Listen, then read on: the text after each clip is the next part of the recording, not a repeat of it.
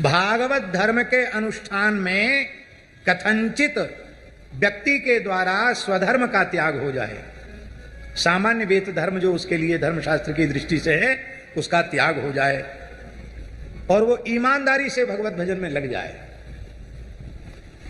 भगवत सेवा में भगवत भजन में लग जाए और बाकी सब कृत्यों को नमस्कार कर ले, छूट जाए सब कृत्य और चरम लक्ष्य तक नहीं पहुंचा। भजन न पक्वा अथ, वो उपासना उसको उसके चरम लक्ष्य तक नहीं ले जा पाई और इसी बीच में जीवन की अवधि पूरी हो गई। तो भजन न पक्वोथ पतेत ततो यदि, यहां पतेत का अर्थ है पतन नहीं, देह का पात। पतेत माने देहपात, देहपात हो गया तो भी उसका कहां अमंगल हुआ, उसका कहीं भी अमंगल नहीं हुआ। किंतु क्यों अमंगल नहीं हुआ?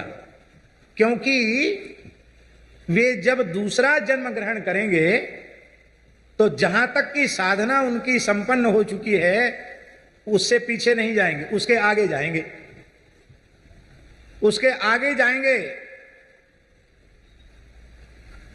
आप लोगों को स्मरण होगा पूज्य परमहंस जी का उत्सव चल रहा है,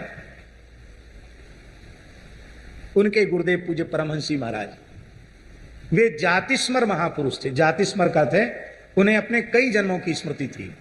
हमारे पूज्य गुरुदेव पहाड़ी बाबा ने भी उन्हीं से साधन लिया। महाराज जी कहते कि ऐसा त्रिकालदर्शी महान सिद्ध योगी पुरुष मैंने अपने जीवन में नहीं देखा। उनकी कृपा पूज्य परमहंस जी को प्राप्त थी, इसलिए वैष्णव धर्म का ध्वज पूरी धरती पर फहरा दिया, पूरे भारत में फहरा दिया। अब वो दिन लौट के आने वाले नहीं है लगता है।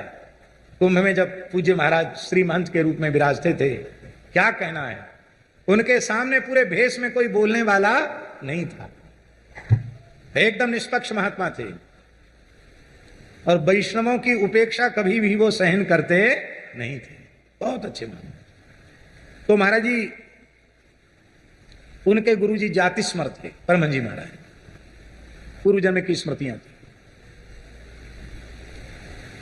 वर्तमान उनका जन्म बिहार प्रदेश में हुआ था, विप्रकुल में। मात्र 5 वर्ष की आयु में ग्रह त्याग करके अयोध्या जी आ गए। कितने वर्ष की आयु?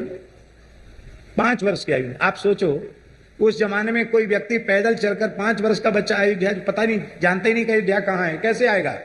पर महाराज जी सुनाते थे, पहाड़ी बाबा महाराज आकर के माझा जो सरयू किनारे है वहां बैठ करके केवल राम राम राम राम राम राम राम राम राम राम राम राम राम राम राम राम वैखरी वाणी से जपने लगे। उस समय उन्होंने जिन महापुरुष से दीक्षा ली थी उनको भगवान का साक्षात्कार था, हनुमान जी की विशेष कृपा थी। हनुमान जी प्रकट हो गए और उन्होंने कहा कि वो बालक बैठा है, 3 दिन से उसने कुछ खाया पिया नहीं है, अहर्निश राम नाम का जप कर रहा है, जाकर उसे विरक्त वेश दो, विधिवत पंच संस्कार दीक्षा दो। उन्होंने कहा महाराज मेरा तो नियम है, मैं किसी को शिष्य बनाता नहीं हूं। बोले इसलिए तो तुम्हें आज्ञा दी जा रही है, तुम्हारा गुरुत्व सफल हो जाएगा।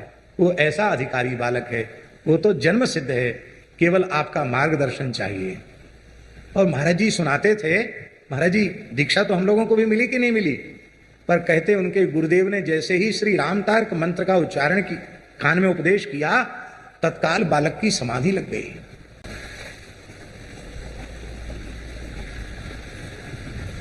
तो अब ऐसा कैसे हो जाएगा? 5 वर्ष के बच्चे में इतना वैराग्य, सब कुछ छोड़ दे और समाधि लग जाए।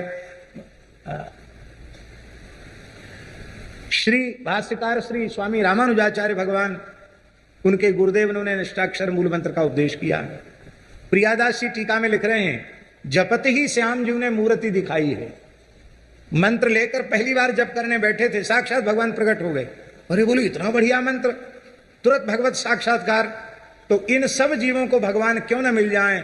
तो गोपुर है आरूढ़ उच्च स्वर मंत्र उचार्यो, सूते नर परे जाग 72 सवर्ण धार्यो, तितने ही भय सिद्ध पद्धति भई न्यारी न्यारी। गुरुजी ने कहा तुमने आज्ञा का उल्लंघन किया। बोले इससे नरक ही तो जाना पड़ेगा, हम अकेले नरक जाने के लिए तैयार हैं, पर सब जीव भगवान के चरणों में पहुंच जाएं। गुरु जी ने कहा, आप तो मेरे नाथ हो, प्रभु नारायण ही हो, भगवान के अतिरिक्त जीवों के